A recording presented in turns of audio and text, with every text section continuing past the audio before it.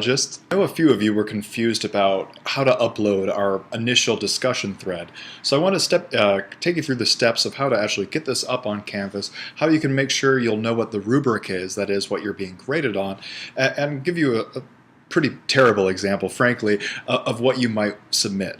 So you'll log into Canvas here, and remember that the website is utah.instructure.com, not .edu, but .com. And then for you, you'll go through the courses and make sure you're selecting CLCV 1550, our classic myth course. So once you're in there, you'll move down to this discussions tab on the left on this menu bar, and you'll see we only have one discussion thread so far: mythopoiesis, or myth creation, and mythology, the creation and study of myth, as I gloss right there. So you can click in on this, and then this will bring up everything you need to know. I've give a kind of lengthy example of what we've talked about, and then assign these following tasks. It's a 4-part assignment, and then you can see also we want the entire length to be between 250 and 500 words, at least 200 words of which should be your analysis. So a little bit of myth, but really I want to see how you can kind of parse your myth, categorize it, name a story or set of stories that it relates to that might have influenced your myth, and then comment on what you perceive to be the strengths and weaknesses. So this should be anywhere between 50 to 300 words, but then your remaining 200 words should be part of your analysis. So great. So this was all nice information, but then you can also see up at the top this is a graded discussion with 10 points available. So we can find out what the rubric is by clicking here, and this will open the rubric details once they load.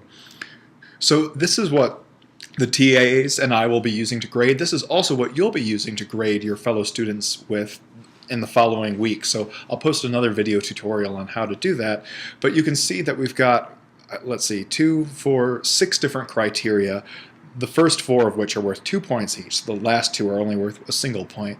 So first, myth: has the author written a myth? Is the story coherent? So you could get 2 points if you had a coherent myth, 1 point if there was a myth but it obviously seemed like you threw it together at the last minute. Hey, if you still get something, that's 50%, or no marks if you don't have a myth. You can see this is pretty basic rating system, but I think overall, once we kind of can fill out these tabs and get to a total point value, this will do an accurate job of reflecting how well students actually completed the project and were they able to fulfill its aims. So then you're also supposed to say what type of myth was it, have you categorized and described, great, influences and parallels, give the definition here. Length, so that's just to kind of double check. It's not really a content question, but say, did you meet the formal requirements of this assignment? Was it the right length? And then finally, grammar, presentation. It is important to have a nice writing style. This isn't a poetry class. It's not a writing composition. I'm not looking for New York Times or Wall Street Journal style writing, but something that's written professionally, not with a lot of well, colloquialisms, apostrophes, in the third person. Make it professional, and most importantly, I want you to make it seem like you've actually looked this over, that you have thought about it, that in a mad dash at 11:55 on Friday night you didn't complete this assignment, that you actually did put some time into it, and related to that will be well reasoned. Your comparisons are clearly explained and justifiable, that you've done this well.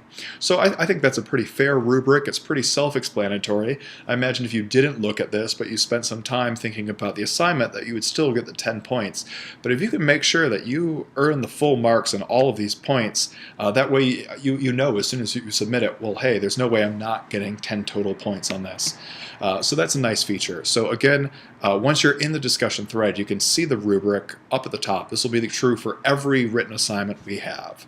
So good, you've thought about this, and then maybe what you will have done is in a word processor, I use Mac, so I use Pages right here, but any word processor is going to be fine for this. You can kind of pre-draft your myth. So you can see here, I have put my myth together.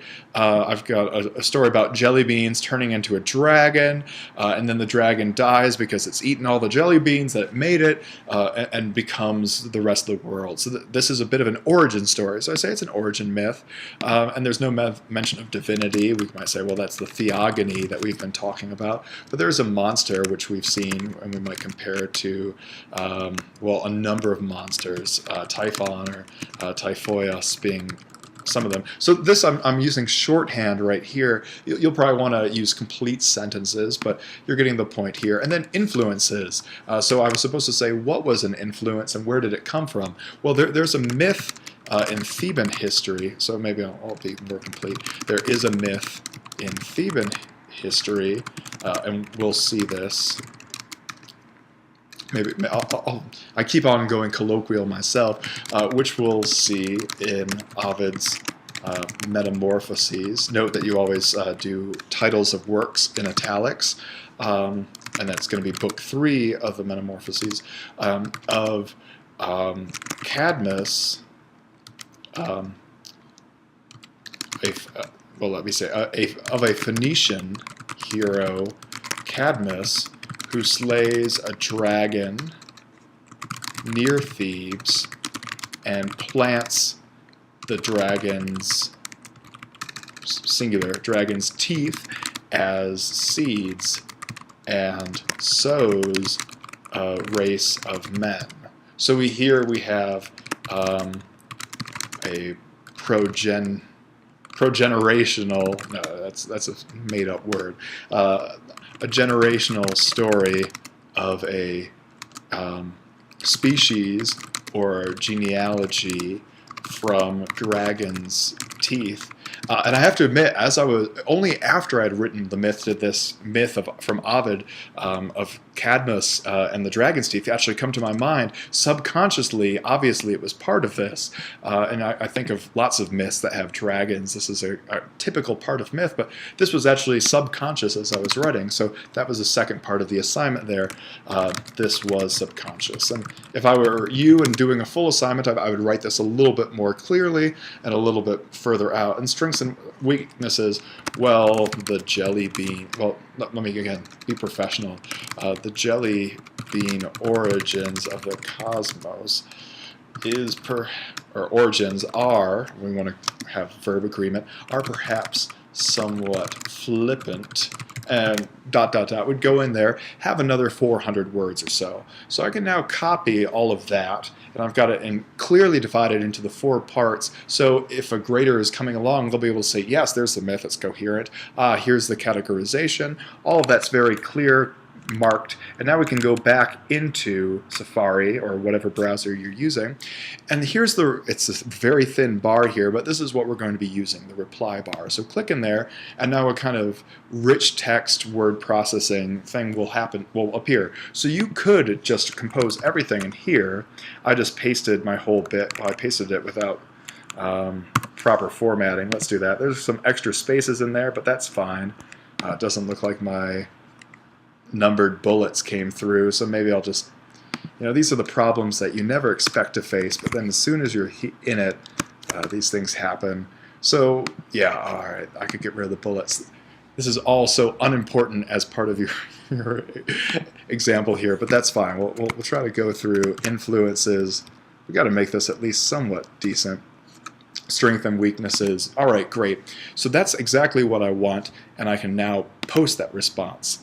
And once it posts, it saves, and now it's in there. And I'm going to, we can see I'm under here as test student rather than Professor Duncan. And we have this here.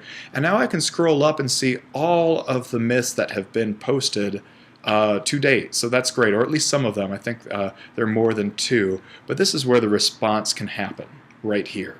So that's great. Now, when we go back to grade, people might say, well, there's a myth. The myth is categorized, but it was a little bit short. But we now know how to do this, and this will be up for grading. So this is what you need to do before Friday night at 11:59.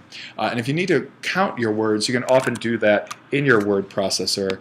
Within Pages, there's this document info, and you can go right here and say, 208. So I'm very short.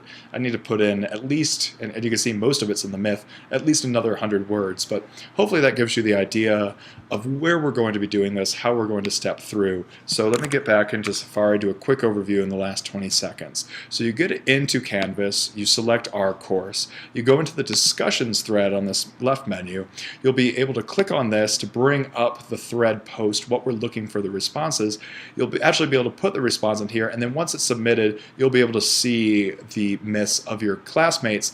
And then for the reviews that you need to do by next week, that will automatically be assigned over the weekend. I'll check in more on that in a little bit. Hope this was helpful. Take care.